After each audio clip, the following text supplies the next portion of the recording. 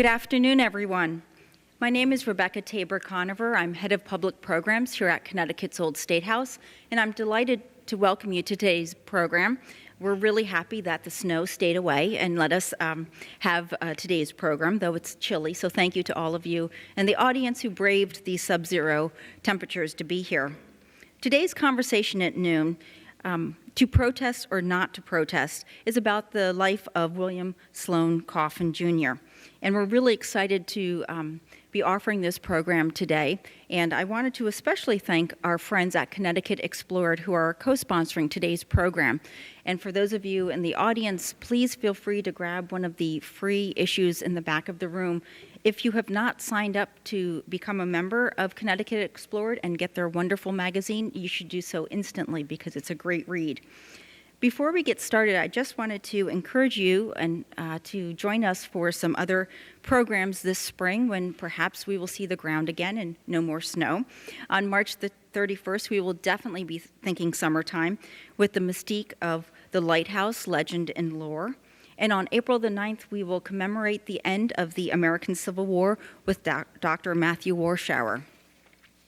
I would like to let you know that at the conclusion of today's program, Professor Goldstein will be selling copies of his biography on Reverend Coffin, and you can join us in the gift shop for that.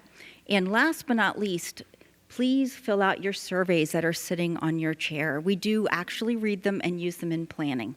So thank you so much for being here. And it's my pleasure to introduce my colleague from the Connecticut Network, Diane Smith. Well, good afternoon. Thank you, all you hardy souls, for coming out in the sub-zero conditions. Just to get us started here, a little bit to refresh our memories about the Reverend William Sloane Coffin, Jr., although I don't think I could ever forget that name. During the 1960s, the Reverend William Sloane Coffin was the most well-known college chaplain in the nation. For nearly 40 years, he was a magnet for controversy, whether preaching from his pulpit at Yale University or later at New York City's Riverside Church. After the death of Dr. Martin Luther King Jr., as Coffin focused on civil rights and the anti-Vietnam War movement, he was considered the voice of religious liberalism in the United States.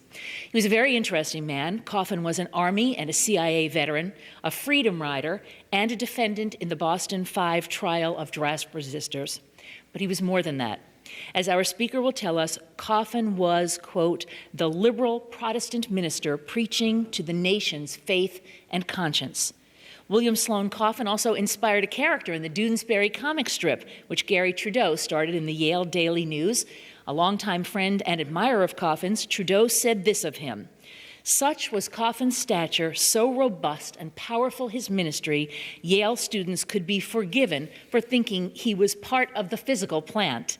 Without him, the very air would have lost its charge. With him, we were forever changed." Although this powerful preacher died in 2006, there are still lessons we can learn from him today. Our guest today is Professor Warren Goldstein. He will ask the question, to protest or not to protest? Activist lessons from the career of William Sloane Coffin, Jr. In light of the recent protests we've seen in places like Paris and across Europe, protests including Black Lives Matter and Muslim Lives Matter, and the recent release of the film Selma, this all seems especially timely.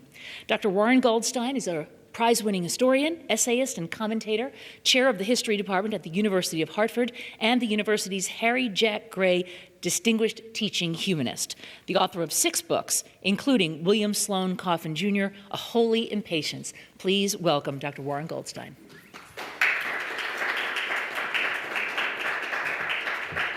Thanks very much, Diane, and thank you all for having me here. It is humbling for a historian to be in this room, most of us spend our time teaching or writing books or in archives. It's rare that we get something that really drew us into history in the first place, which is a certain kind of shiver up the spine when we get close to a particular historical document or in a particular historical place. The fact that I'm standing in a courtroom where some of the trials of the Amistad captives took place is something that I may not get over for a very long time. So thank you for making this possible for me to be here. I also would like to I want to recognize a couple of people here. It's not often that a professor who goes out to speak in the town gets to acknowledge one of his students. And in this case, I get to acknowledge two of mine. First, I'd like Rachel LaBarbera to stand. She's right here. She's also serving as an intern at the Old State House this term. And I was delighted that she could be here and work for the Old State House. And my student, John Coloma, who's sitting right next to her, they're both junior history majors at the University of Hartford, and do welcome them after the program. So there's one other thing I want to say, and apologize to the audience here as well as to the TV audience. You know, I am a professor, and so every time I hear Barack Obama in his dullest moments called Professorial, I cringe, along with all the other college professors in the country and around the world. We think of ourselves as a little more active than, we think of ourselves more like candidate Obama than governing Obama. We move around, our voice has modulation, we get excited, we want our audiences to get excited, and we want our students to take something away from the class. Unfortunately, the president hasn't really been in that mode for much of the last 6 years. So forgive me, though, because I'm at a podium, and for my voice to be recorded and for the TV program to work, I've got to be professorial and stay at the podium. My apologies in advance. So in a way, the title of my talk today is a trick question. It has the hint of Shakespeare in it. That's Hamlet's question, to be or not to be. For Bill Coffin, this question had an obvious answer. To protest or not to protest? Sure, you protest. But what I want to do today is not to spend a lot of time on Coffin. I want to use Coffin as a springboard, and that's something that I spent a lot of time with Coffin when I was writing his biography. He was alive, he got to see it published. So I spent a lot of time with him over the 10 years that I was working on it. And forgive me if I lapse into calling him Bill. Everyone who knew him for the 66, 70 years of his life called him Bill. So I will occasionally lapse and call him Bill. Bill would understand why I only want to use his life and ministry as a jumping off point to the present, because he was never about looking at the past. He had to be talked into having his biography written, but he wasn't so much interested in the interpretation of the past as he was in what his life might mean for the future. So Diane has sketched his career, and so I'm not going to say a whole lot about him, but I do want to say just a few things. And then I want to offer some ideas about protest. I'm not a political scientist. I don't know when protests always ought to happen. I don't know exactly when they're successful, and I have no set of rubrics or metrics to be able to tell you when they are successful. So what I would like to do is talk a little bit about why protests happen, when they seem to me to be a good idea, and how we might think about success in the protest field, and consider the things that I'm going to say more provocations, invitations to a conversation, rather than the wisdom of the ages handed down from on high or from a professorial podium. Coffin was born into the elite of New York society. He served in, but I mean really the elite. His parents went to dinner parties with Rockefellers and Dodges and Carnegies and the like. He lived a relatively conventional life. He went to fancy private schools, Deerfield and Andover Academy, and he ended up going to Yale. Although he went to Yale after World War II, like many elites, liberal elites of his generation, he was connected to liberal Protestantism. His uncle Henry Sloane Coffin was longtime pastor in New York City at a very fancy Presbyterian church, and then longtime president of Union Theological Seminary. When Coffin became a minister, he more or less went into the family business. He graduated Yale in a couple of years after World War II, and then before going to he actually went to seminary for a year, and then the Korean War broke out, and he decided to go into the CIA, which he did for 3 years, training spies, potential spies in Europe, to drop into the Soviet Union and help to bring about a revolution against the Soviet government. These were, you will have guessed that these were a dismal failure. The spies were all caught. After 3 years of doing this, Coffin decided to go to divinity school. And after a couple of years out of divinity school, he was named the youngest chaplain in Yale's history. He was just 33, and he transformed that pulpit from a kind of very stodgy pastoral place into one of the premier activist pulpits in the country. In my biography, though, I do something interesting with him, I think, which is that most people think of him as an activist to the core and kind of an accidental Christian. In fact, what I discovered in his papers and in really looking closely at his life, he was a deeply committed faith-based Christian. He believed deeply in God, and he tried to model himself at times, believe it or not, those of you who know him or knew him, on the example of Jesus Christ. And the politics came out of his understanding of the Bible, and he also kept up a pastoral ministry his entire career. So he's known as a quintessential protester. He was deeply pastoral and, at his core, a Christian minister. I think more than protest, what Coffin really believed in was action. And the turning point in his career came in May of 1961, when the very first Freedom Ride that had gone south, the Freedom Rides were an attempt to test the Interstate Commerce Commission's decision that interstate commerce could not be segregated according to constitutional law. And so I said something that's historically, technically incorrect.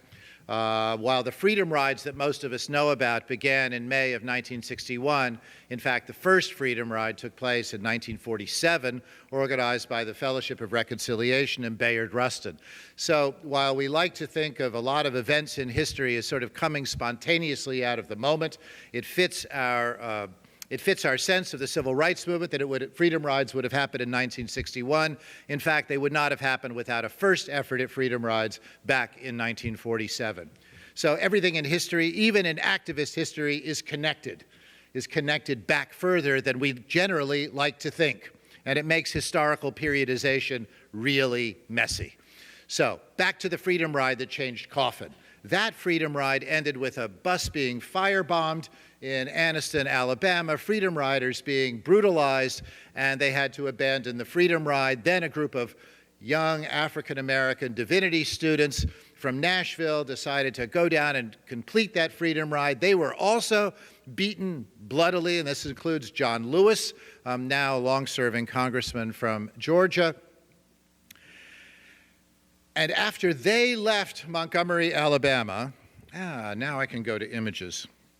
There's so much to say in so little time, which is why I'm going to leave Coffin shortly. But I do want to give you a sense of him. And if you want to know more about Coffin other than my book, I just want to put a plug in for the winter issue of Connecticut Explored magazine, which was kind enough to run an article by me about William Sloane Coffin with terrific images from the period picked out by the publisher, Elizabeth Norman, who's with us today. Thank you, Elizabeth. I can't get over what a terrific article this was, and the images still make it. So what I'd like to do is to give you a sense of Coffin. So Coffin is here, and here's an Ivy League fellow. He's on the right. He's smoking his pipe. He is at a lunch counter in the bus terminal in Montgomery, Alabama. When he left Yale to join this interracial Freedom Ride, when he gave his press conference that he was going to be doing this in Washington, D.C., he landed on the front page of the New York Times as the bus riding chaplain going south. At that point, he was the best known white person to join a Freedom Ride in the 1960s. Previously, it had been unknown black divinity students, white pacifists, and their allies who were on these Freedom Rides and getting beaten. Coffin immediately gave a kind of establishment legitimacy to the act of joining a freedom ride. And there he is in his tweed jacket and pipe. And were I speaking to you 40 years ago or 50 years ago, I would no doubt have my pipe to go along with the tweed jacket. Fortunately, things have moved on. If you look closely, you can see Ralph Abernathy, Martin Luther King's close colleague and friend, also from Montgomery, Alabama, just to his left, and I'm not sure who all the other folks are. Coffin was arrested. Here he is arriving in Montgomery. The reason why the National Guard are there, and that is the National Guard escorting them as they got off the bus, is because that very day, the previous group of Freedom Riders, including Diane Nash and James Bevel and John Lewis, had just left Montgomery on their way to Birmingham, and the crowd was still there as Coffin's bus came in. One of the points I'm going to make in this talk is that protest looks a lot more attractive after the fact than it did at the time.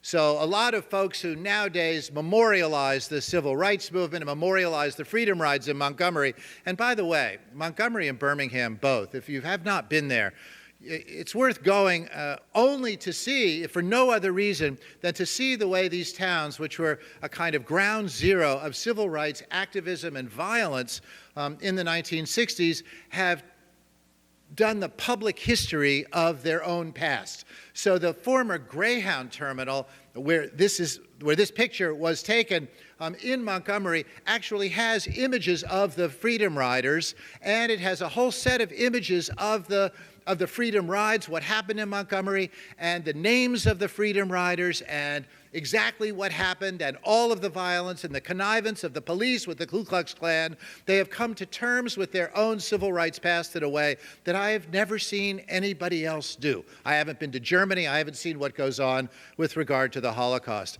I have not seen such a thing in the United States anywhere else except in Birmingham, where people also have memorialized the extraordinary battles that took place in the park right across from the 16th Street Baptist Church. So this is worth checking out. But I want to give you just a sense of what Coffin looked like. He really was a good-looking, sort of new frontiersman of the cloth, which is one of the reasons why John F. Kennedy appointed him to the Commission on the Peace Corps. There he is after his arrest, because the Freedom Ride was cut short by an arrest. Here he is in 1967 in front of the Justice Department in Washington, D.C., having just turned in several thousand draft cards that he had been collecting over the previous several months in some of the most extraordinary anti-draft demonstrations, beginning in Boston, Massachusetts, and then moving to New York and New Haven. He was proudest of the fact that there were more draft cards being turned in from Yale students than from any other single college or university, which had something to do with him being chaplain there. And there we go. Let me leave you with that one. Coffin believed always, and in using action to stir the pot. He believed in provocations. He would ask why at a private girls' school there were no black students when the headmaster wasn't there, and so the headmaster was appalled that he had thrown a bit of a grenade into the punch bowl. He decided that since North Vietnamese were human beings just like South Vietnamese, that any effort to send medical aid to North Vietnam would be obeying the injunctions of the Gospels. He brought Northerners south, and when people said you didn't belong there, he wrote an article for Life magazine that was titled "Christians Can't Be Outsiders," which actually predates by a couple of years King's argument along the same lines in Letter from a Birmingham jail. Coffin stirred the pot tirelessly and throughout his 82 years. Jesus, he argued, was the chief disturber of the peace, and he was a follower of Jesus. Coffin used his position and the protested, so now let's move from Coffin to protest. The extraordinary thing about the Freedom Rides, in my view, is that they managed to connect poor, unknown African Americans to the highest levels in the White House. So that when Coffin walked into Ralph Abernathy's house, not knowing what he was going to find, Martin Luther King was lying on one of Abernathy's kids' bed on the phone with Robert F. Kennedy, Attorney General of the United States. talking about what kind of protection that was going to be offered to these freedom riders given the Klan threats. The freedom rides were successful, ultimately, but they were also denounced by just about everyone. Robert F. Kennedy called for a cooling-off period. The White House pleaded with protesters not to embarrass President Kennedy, who was on his way for his first meeting with Nikita Khrushchev. Asked how he responded to that response, Ralph Abernathy responded, "We've been embarrassed all our lives." So perhaps the main issue around protests is the question of action, of moving oneself, of moving beyond writing and speaking and having polite conversations. There is, after all, something quite different about chanting a slogan with 100 other people in an enclosed space or even outside on a street and signing an online petition. There's something different about discussing issues of race and history in a classroom and students marching into their library and conducting a die-in. What's different about the protest? For one, protests engage public space. And it turns out that public space is extraordinarily important in people's lives. Where is it okay to walk? Where is it not okay to walk? Where is one safe? Where are white people safe? Where are people of color safe walking around the streets of every major American or minor American city? Where are women, as opposed to men, safe in walking public streets? Protest, direct action, seeks to change the balance of public space. And I should add that in many countries outside the U.S., the streets are understood as the terrain which must be contested all the time. Streets are, in fact, for protesting. It's as French as a baguette for there to be 1 million people in the streets in Paris for the Charlie Hebdo demonstration. People in America don't really understand this about other countries. Every country I've visited, demonstrations, and I haven't visited that many, but in Europe, demonstrations are understood as part of life. And the streets are a place where they take place.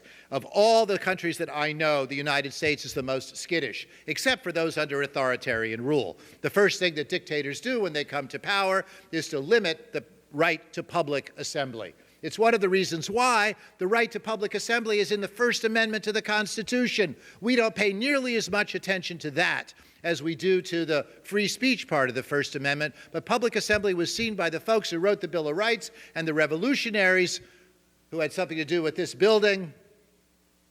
That was something that they never forgot. It's something they had experienced. Post 9/11 America has made it clear. See, now here I am. I spent too much time on Coffin and too much time thanking people. I'm supposed to finish this in 5 minutes. I'm going to do my best. In post 9/11 America, public spontaneous protest is forbidden. Why else? If you march in an anti-war demonstration in New York City, for instance, you are penned in. One of the most extraordinary sights around New York City during the Occupy movement was to see flatbed trucks carrying piles and piles, costing millions of dollars of pens, essentially, so that people could not walk the streets. Why else would one of the most popular chants during Occupy be, whose streets? Our streets. Reclaiming the streets were terrifically important. So I was talking about how people like protest a lot more in retrospect than they do at the time. I want to give you a couple of quotes from recent events. We're in the business of disrupting white supremacy. This is from the New York Times of January 18th. Of disrupting white supremacy, said Wazie Davis, 23, a student at San Francisco State. We look toward historical tactics. The Montgomery bus boycott, the sit-ins, those tactics were all about disruption.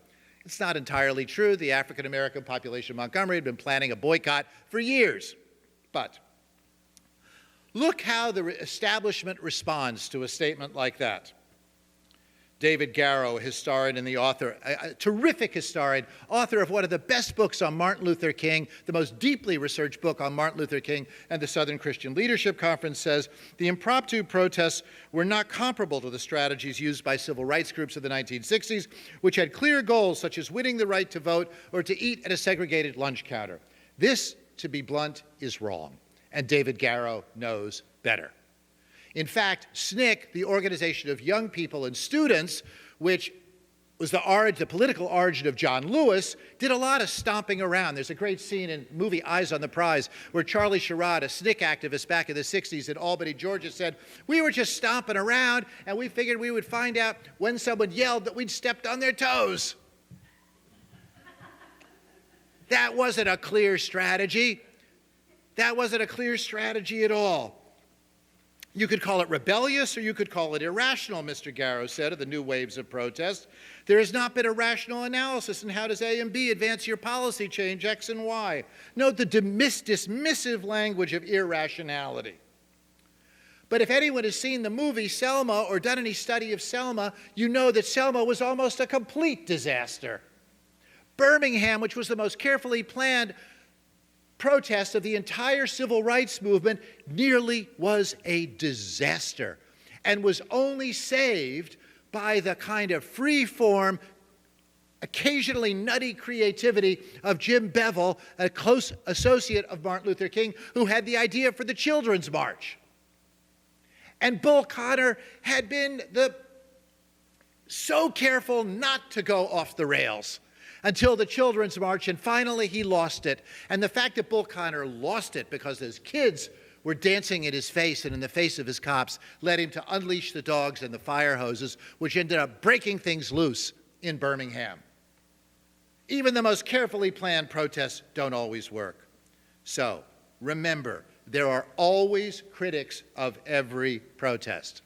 Sometimes they're right and sometimes they're wrong. But when you hear the critics, when you hear the critics about Occupy, when you hear the critics about the Ferguson demonstrations, when you hear the critics about the diet at the Hartford City Council last night that Debra, who is going to talk later, was involved in, when you hear about protests around the country that young people are engaged in, listen to these words of Martin Luther King from the letter from Birmingham jail.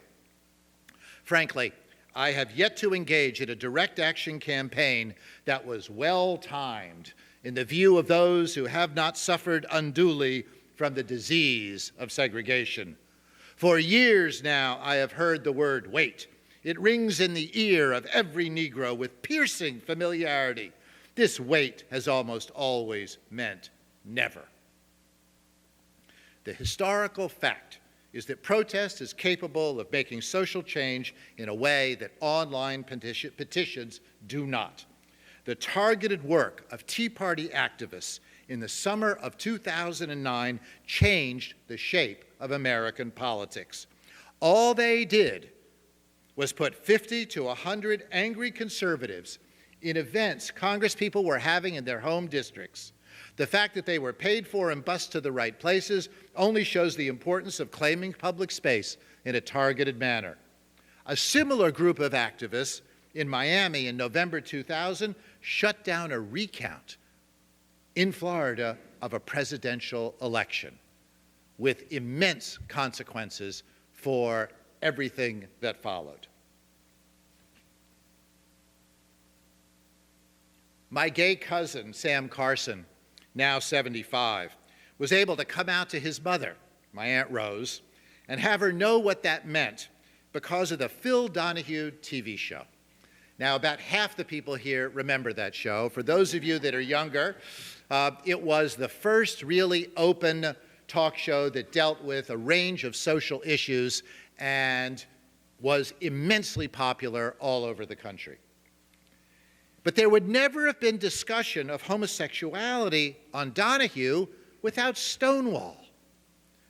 And Stonewall was a series of riots, not polite conversations, not forums at lovingly restored institutions, however much we enjoy them, but they were night after night, 4 days of violent outbursts by gays, lesbians, and transgender people in Greenwich Village, begun by drag queens and trans people fed up with being harassed and raided routinely by, guess who? The police.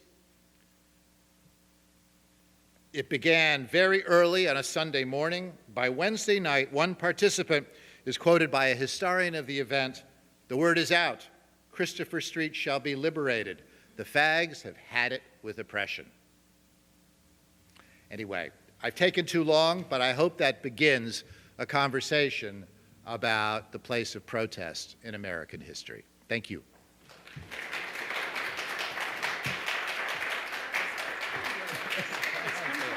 I will do that.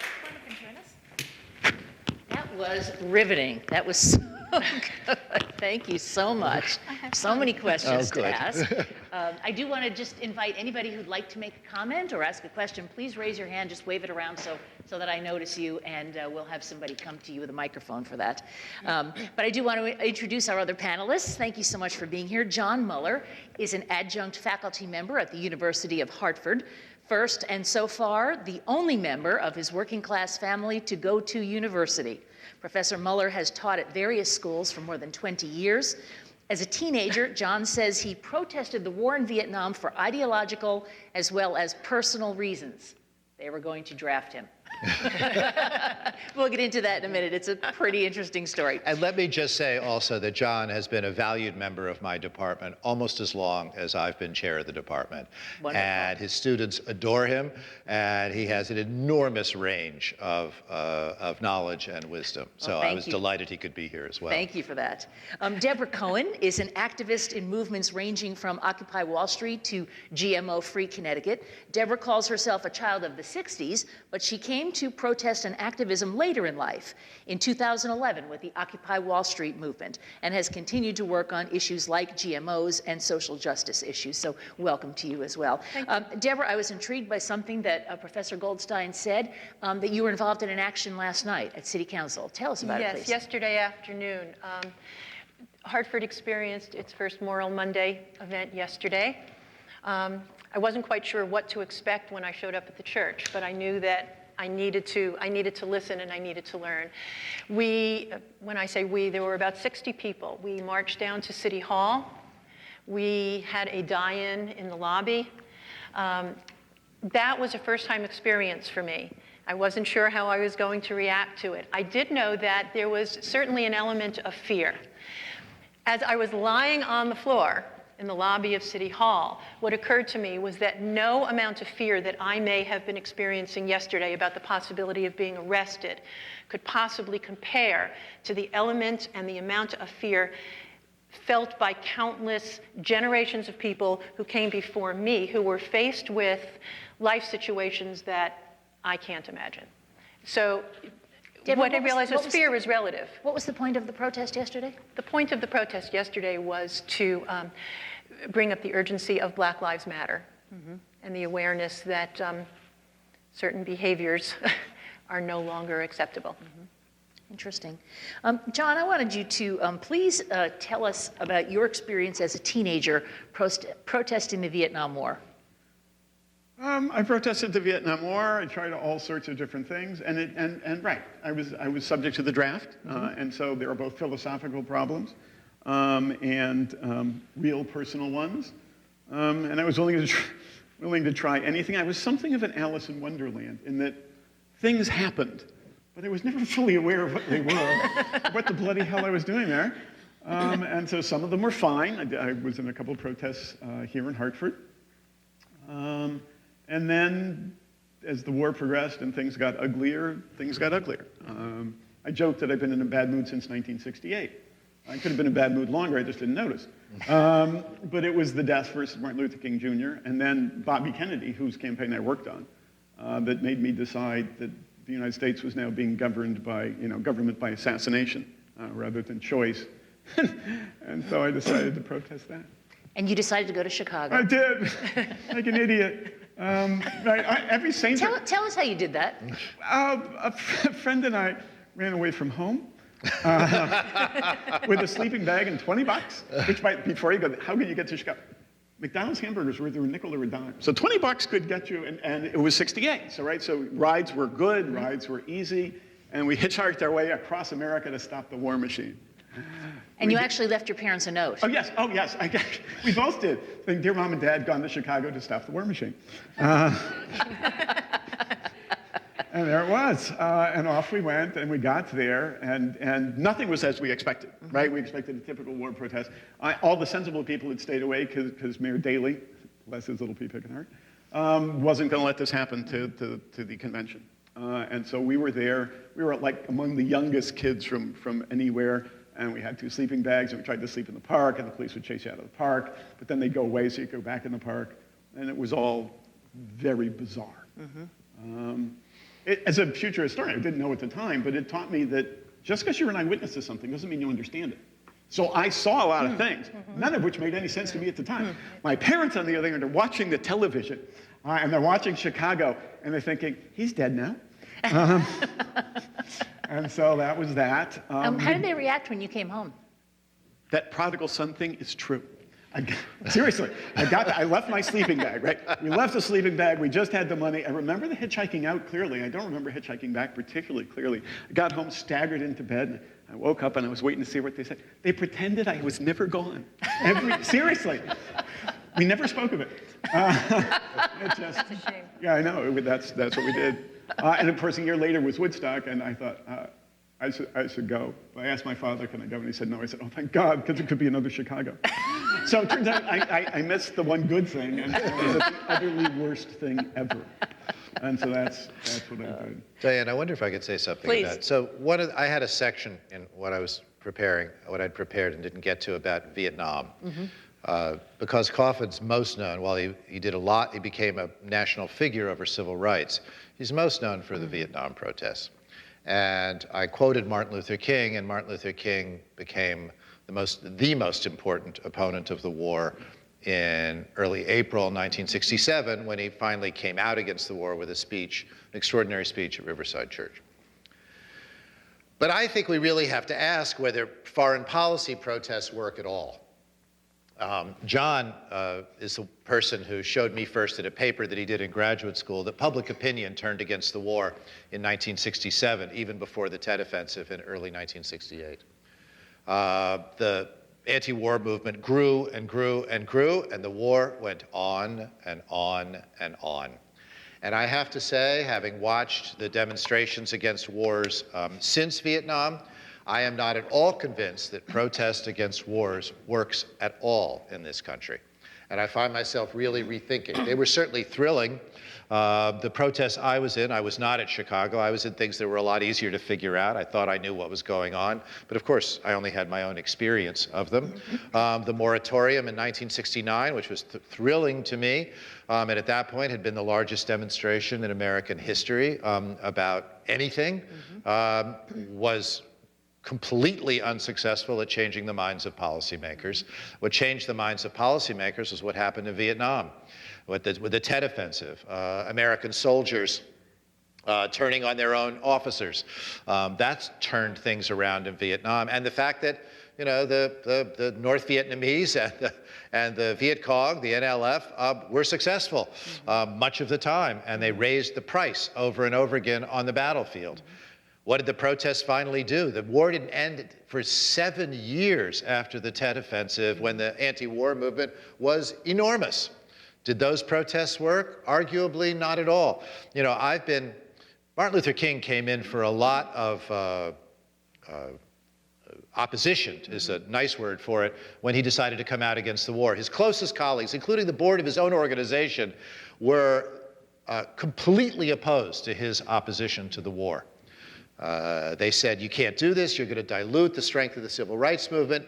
We have a relationship with the Johnson administration that will be over if you oppose the war, and you are frittering away your political capital and moral capital by going against the war. He said, as moral capital, what moral capital can I have by not opposing the war? But the fact is, all the critics were right. He was cut off from the White House. He never spoke to Johnson again. The civil rights movement did not do well, and a lot of the programs that King cared about, he could no longer talk to the White House or the administration about. And I find myself wondering, were the critics right? And I don't know the answer to that, but it strikes me as a much more live question than I've thought I'd been convinced of for a really long time. Domestic politics, I think protest has a clearer record of some kind of success. Well, Warren, you talked about, clear goals and how civil rights, some of the civil rights leaders had a very specific goal in mind. They wanted to be able to sit at a lunch counter. They wanted to be able to vote. They wanted to be able to ride in the front of the bus. And Debra, you got involved in the Occupy Hartford movement. I wonder if the goals of that were really clearly delineated either in Hartford or any of the other cities where the protest happened. We constantly hear that the goals of Occupy were never clear. And I think to a large extent that's true. We also hear that Occupy is dead, that Occupy has disappeared. I would really like to counter that with this comment. So many of the things that many of us are doing now on very particular, goal-oriented, specific things, we are doing because of the experience and the learning that came out of Occupy Hartford. So when I am standing on a corner with a sign that says Google TPP, or if I am at a rally for GMO labeling rights, or whatever it happens to be, I'm doing that almost paying homage to what I learned from Occupy. So I say Occupy isn't dead, Occupy is in more places than ever. Interesting. I think actually that Debra's being entirely too modest. And this is something that this is what's wrong with the David Garrow line about Occupy. He said, I don't see any footprint from Occupy. Well, I live in New York City. There's a big footprint from Occupy in New York City. It's called the administration of Bill de Blasio, who was elected because he talked about that there are two cities here in New York.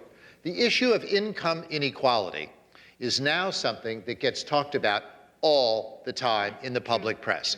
Before Occupy, do a Google search of inequality in the New York Times, as opposed to the 6-part feature series on inequality.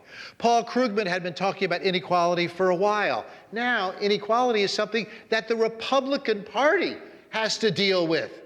They wouldn't have had to deal without Occupy. Bill de Blasio wouldn't have been elected without Occupy. The very idea that we are a country, the income inequality in the United States has been growing since the first years of the Reagan administration. I have been standing in classrooms for almost 30 years talking about the growth in income inequality in my classes. It hasn't made one little bit of difference. Occupy put that in public discourse and changed the language. In New York State, there is a tax. It got there in the budget in November or December 3 years ago because of Occupy. Because Occupy Albany was on the lawn of the governor of New York State calling him Governor 1%. And they wanted a tax on millionaires, the richest 1%. Instead, the tax became, because Andrew Cuomo can't do anything that looks like he was pushed to do, he called it a tax on the top 2% of incomes. That tax would not exist were it not for Occupy in New York City, Occupy around the country, and Occupy Albany. So Occupy has an enormous footprint. And I think Debra's entirely too modest. It's not just what she is doing on a street corner. It's actually changed the shape of politics. If Karen Lewis, the head of the Chicago Teachers Union, had not been diagnosed with brain cancer this past fall, she would very likely be about to be the mayor-elect of Chicago, Illinois. And because Chicago Rising and the teachers movement fight against the mayor out there had everything to do with Occupy. And the minimum wage campaigns that have been successful in how many states right now around the country? How many cities around the country now are putting minimum wage being raised to $10, $12, $15 an hour was considered complete economic heresy, and no one could even talk about it at a table until people started passing laws mandating it. I came back from Australia 3 years ago telling friends that the minimum wage in Australia was $17 an hour, and I couldn't quite get over it. That meant that people worked at McDonald's had a minimum wage of $17 an hour, and I was thinking, it kind of works. Yeah, things were a little more expensive, but not as expensive as they are in the city where I live. And suddenly, an idea that was considered out of the possibility of discussion is being voted in while the Congress becomes even more Republican.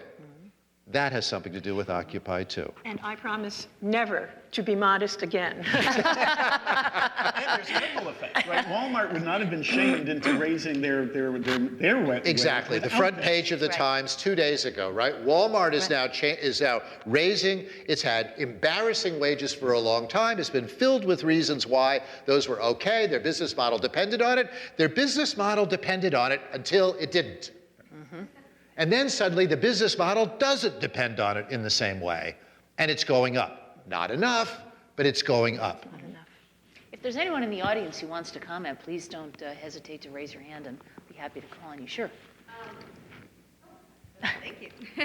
One of my proudest moments from being a part of Occupy was watching the show New Girl on Fox, where they started chanting, "We are the 99%." And I was like, if this has gotten so big that Fox News is okay with or not Fox News, Fox as a channel is okay with showing people talking about it like it's just commonplace, that means it's gotten into that like common vernacular. Everybody knows it now. Like when you say that, people know what you're talking about. And I think that what you were saying, just that awareness is what Occupy did. And it opened the door for so many other movements. And yeah, there's not encampments in cities anymore, but I don't think it's necessary for there to be encampments in cities anymore because we all met each other. That's what the point was. We all got out, we met people that were like-minded that we wouldn't have met normally. It was a location where people that were interested in this topic could go and find people that had similar interests. And you'd be like, well, I really want to work on GMOs, or I really want to work on income inequality. And you start making these little coalitions that then turn into these other groups that are more goal-oriented.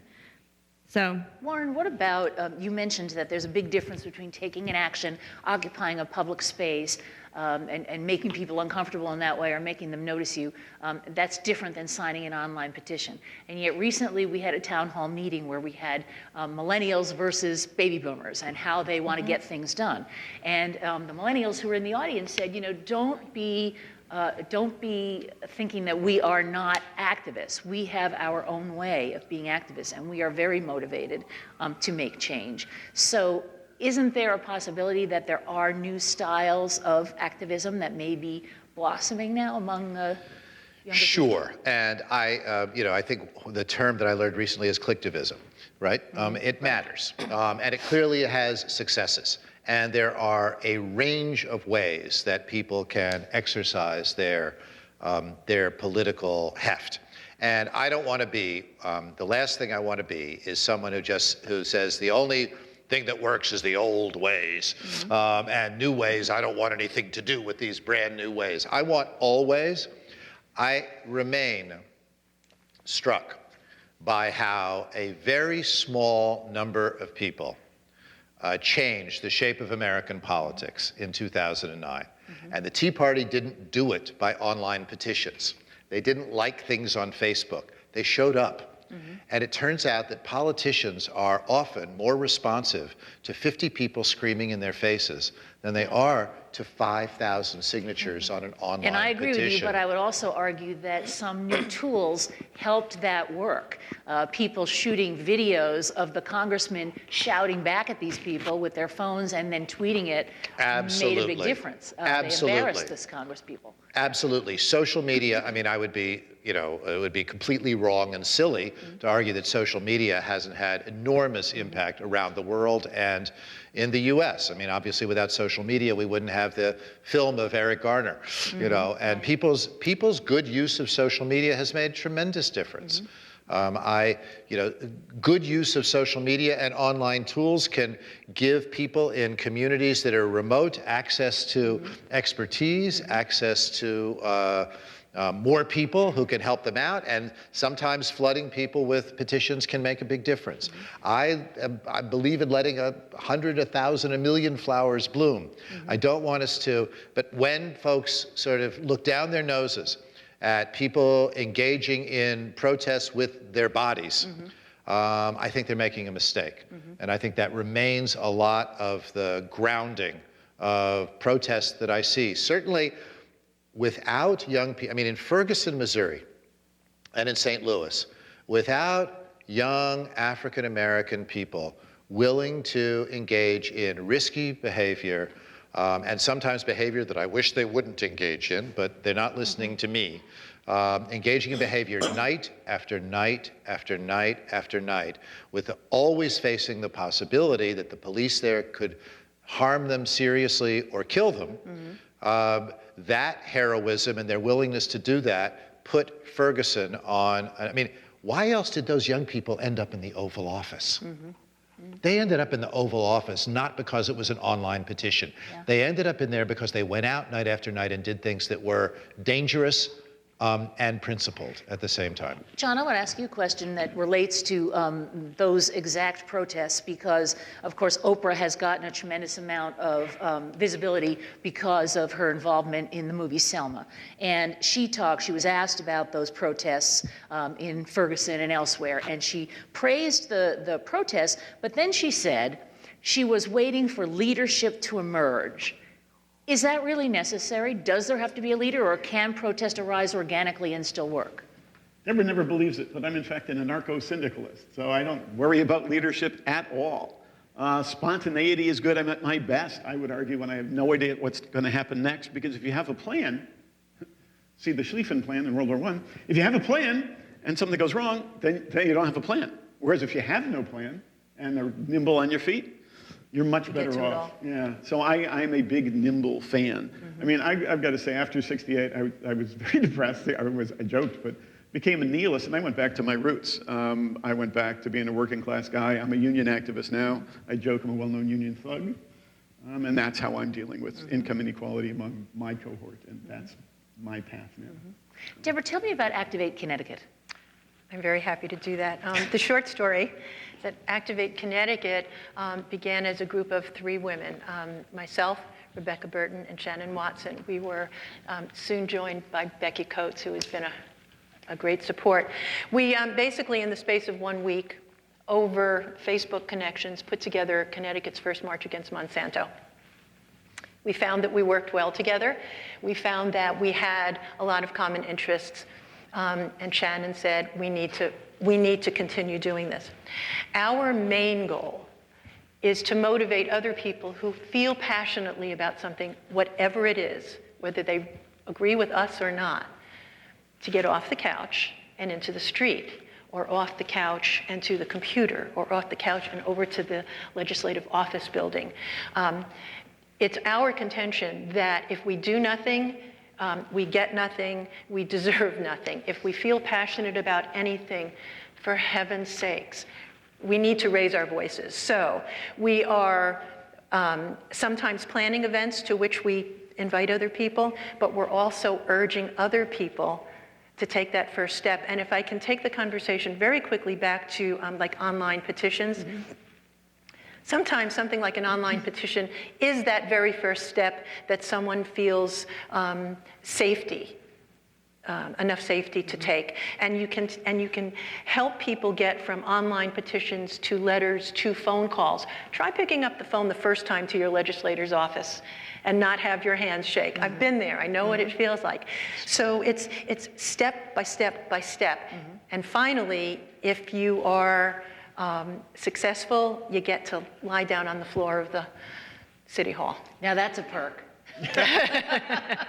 Debra, how do people access Activate Connecticut if they're interested in this? Right now, we're primarily on Facebook. If I remember it correctly, www.facebook.com/Activate Connecticut Now. And it will take you. Connecticut spelled out or CT? Oh, CT, thank you very much. And it will take you to our main page, and you'll see posts from not only those of us who started Activate Connecticut, but people who have other ideas about things that are important to them and that they want the community to know about. Warren, I just had to make a personal comment. When you were showing those first Freedom Riders with William Sloane Coffin at that lunch counter, I'm not sure I could identify him. You showed him with those other African-American men. But I do know that one of those first Freedom Riders, who you mention in your book, was a Yale student. George Smith. George Smith, who later became a New York State Supreme Court Justice. Yes. And the father of my co-anchor, George Smith Jr. Oh, my goodness. And I spoke to George Smith Sr. recently at the urging of his son. When I was reading your book, he said, call my dad and he'll tell you all about it. So, yeah. Oh, it's a great story, actually, because he and his twin sister, Inez, were both students at Yale Law School, and Inez wanted to come too. And Coffin later regretted his male chauvinism, but he did not let her come because he thought it would be too dangerous for her. And George had to get permission from the dean of the law school to go because he might be missing exams. And he studied the entire way down on the bus. And that dean, by the way, I mean, for those of you who appreciate historical ironies, was Eugene Rostow, a former undersecretary of state and a complete supporter of the Vietnam War, while dean of the very liberal Yale Law School in those days. Interesting. I want to say that Oprah quote, it's interesting you should have said, because I had it in my notes as well. I read that quote, and I was supposed to come right after the David Garrow quote. I found that infuriating. You know, and she knows better too.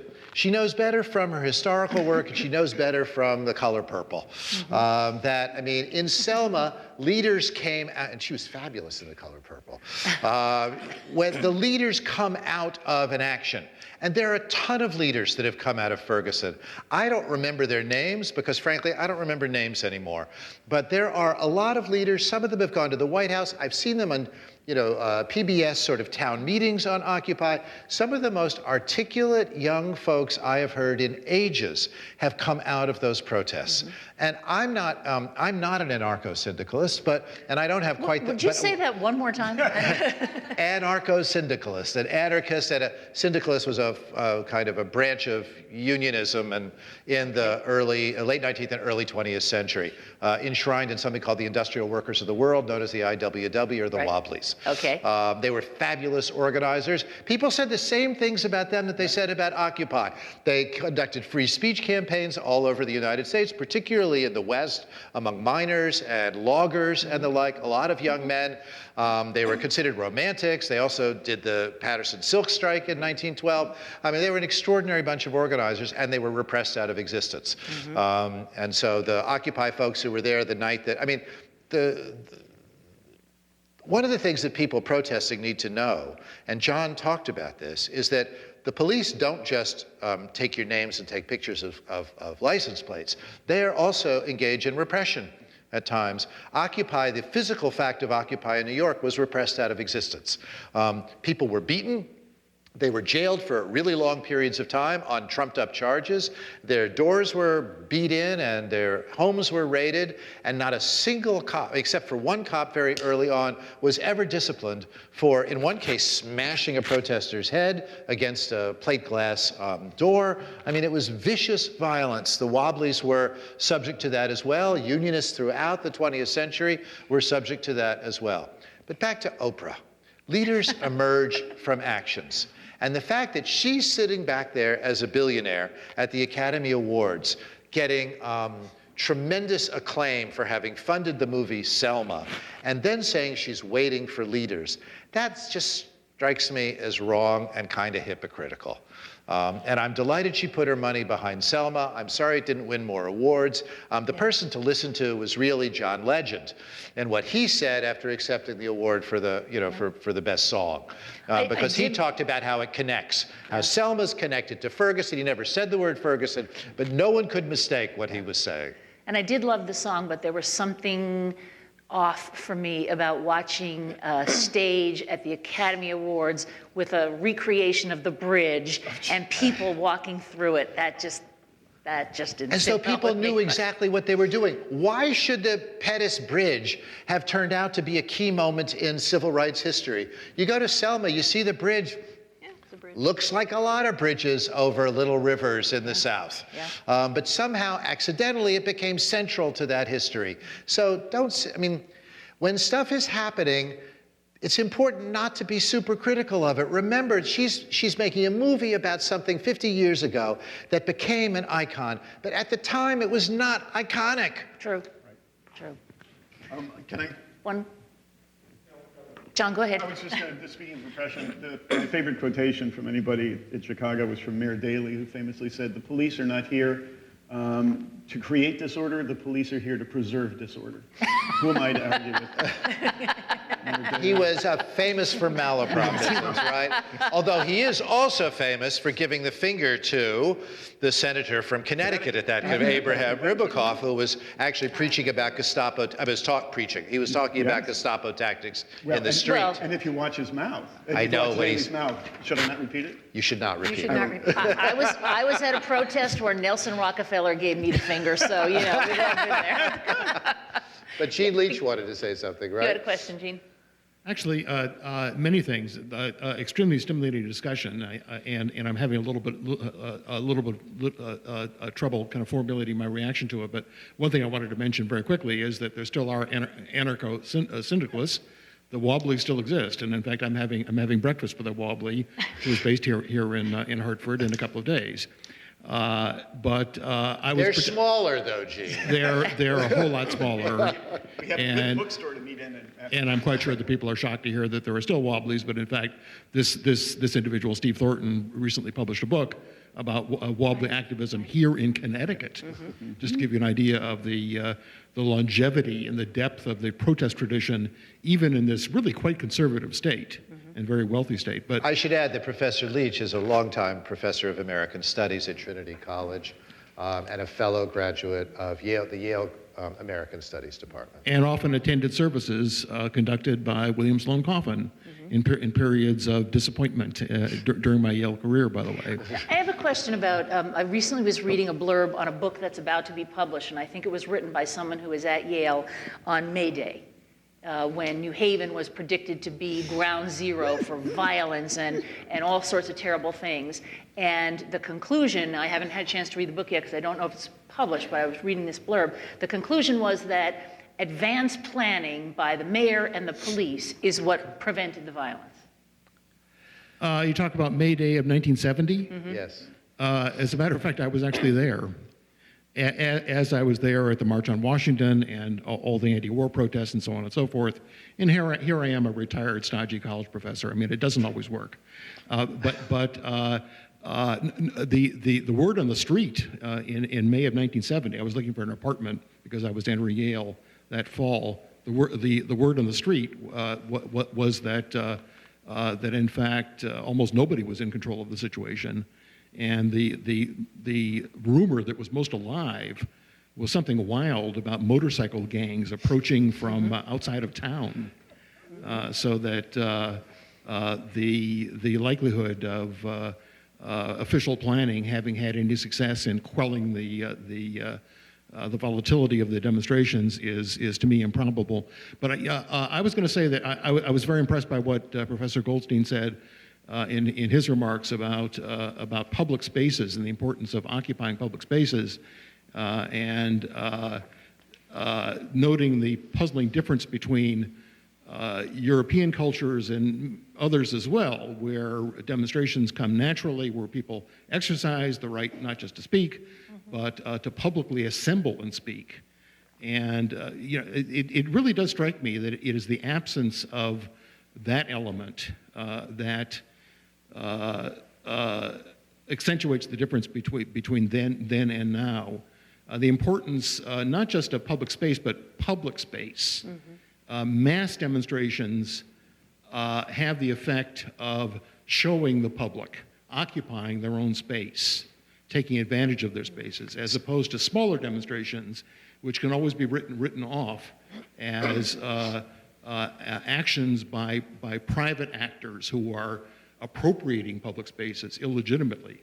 But when you have 500,000 people in a public space, on the Mall, for instance, protesting the war, whether that was effective or not, when you have a couple 100,000 people in the March on Washington under King back in the 60s, that's an indication that a whole lot of people, not just a few activists with very deep-dyed opinions, but a whole lot of the public is taking action and taking back its space, and that provides a backdrop to the smaller, more episodic protests that frankly happen all the time, even in this country. But what's missing in this country are the massive protests, the Charlie Hebdo kinds of things.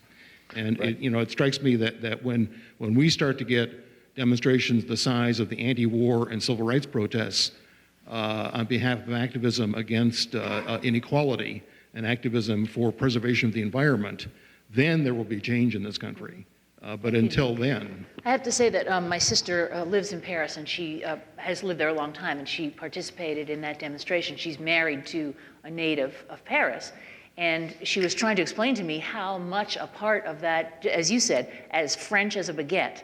And to look at the video, you could see people of all ages, from very elderly to quite young, families with strollers. It was just something you did. It's what you did. So I want to return to May Day for just a minute. So what you may not realize, there are actually at least three people in this room who were at May Day events in the fall of 1970, but one of them is two to my right. So John, if you could stand up and turn around, please. Oh, yes. And I'd like the camera to sort of focus in on that. So that clenched fist, which is embroidered on the back of his jacket, was actually, that dates from May of 1970.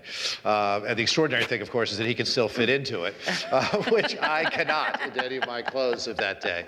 I actually wrote a chapter about May Day, in a section of May Day in my book. And in fact, there was tremendous planning behind the scenes that protesters knew nothing about. And this is the difference between having been a part of something. I was sure that I understood May Day absolutely because I was there, and I was 18 years old. I'm sorry, I was just 19 years old. No, I hadn't even turned 19, but I knew it because I was there. I know my little piece of it. After doing the research on it, I discovered the planning was extraordinary. Coffin was deeply involved in it. And Kingman Brewster Jr., who was the president of Yale, really showed his brilliance as a tactician and as someone who was committed to dialogue in the university, because he made the decision with advisors to open Yale's gates to the protesters and helped to persuade faculty members to, was involved in the decision to suspend normal academic expectations, as they put it. And so it felt great. And as a result, Yale was just about the only Ivy League campus that did not experience a major action and a violent action between students and university administration during the 1960s. It was a real tribute to the best of liberal republicanism, because that's what Kingman Brewster was. He also protected Coffin. He protected Coffin his entire time there, however difficult Coffin made his job. John, I'd like to just let you have a last word here. We need to wrap up. Want to give us a thought to kind of close with? And Debra, you'll have a chance too. It was, to quote Dickens, it was the best of times, it was the worst of times. I started out as an optimist, saw the deaths of people I admired in '68, became essentially a nihilist, and had nothing to do with anything. And so, as I say, I've narrowed it down to my working class past. It's quite ironic. We're housemates, actually. And so I was active in the 60s and early 70s, and she wasn't. And now, basically, I'm a hermit, and she's taken over the mantle. Debra, last thought? I would just like to urge everyone to do something about something, regardless of how small it might seem to them at the time, because you never know how something is going to grow and become more powerful over time. Just do it. There are too many things that really matter to our future. Warren, last thought? There will always be critics. And when they're powerful, they're a voice in your head, and they say, this is irrational. It doesn't matter. You haven't thought it all the way through. Do what you can to reject those critics and listen to your gut and listen to the people around you and open your eyes and see the injustices. There will always be those critics. The culture works because it delegitimizes those of us that want to step out of ordinary life. It is hard to do. And yet, as Debra discovered, thousands of people have written about this and talked about it. When they step over that line and get arrested for the first time, when they walk into that jail cell for the first time, they feel a form of liberation. Yes. They have experienced something new. They are no longer listening primarily to those critics inside their head. They're starting to chart a new path. That's important. Warren, thank you. And I want to thank all of our panel for being part of this program today. It's been riveting and very, very enlightening. Thank you all so much. Thank you. Thank you for the chance. Thank you so much. Thank you for coming. Becky.